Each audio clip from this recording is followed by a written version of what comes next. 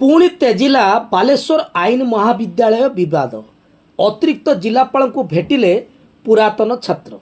बालेश्वर आईन महाविद्यालय विवाद क्रमशः बढ़िबार लागिछि जे थमिबार नाम नेउनै। एने पुरातन छात्र पक्षर अतिरिक्त जिलापाल श्री तपन कुमार खुंटिया को साक्षात करने सह दाबीपत्र प्रदान करा जायछि।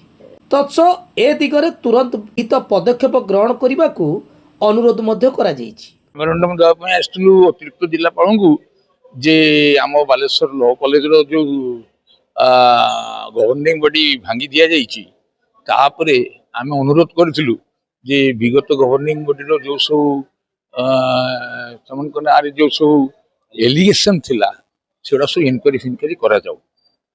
एडीएम हमको उत्तर देले जे हां से सब इनक्वारी करा चलीछि हेइछि एवं हबो एवं भविष्य रे कोनोसी दुर्नीति करने कौन सुजोग दि जाए। समस्यार समाधान बहुत कठिन कारण कौ कौ एडीएम कहले जे राजनैतिक नेता माने चाप पकाउछन्ति किंतु ए एडीएम बहुत चालाक चतुर लोक तेणु से हाथ मापी चाखड़े चलला भाया सी कहारी कथा भूलवा नुहे।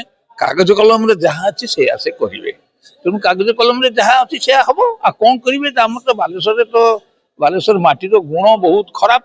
आम कौन करवा आम दुर्भाग्य आमर जाऊ तथापि आम चेष्टा करूँ किमती आम दाबी करूँ डिटेल ऑडिट करा जाऊ अकाउंट्सटा।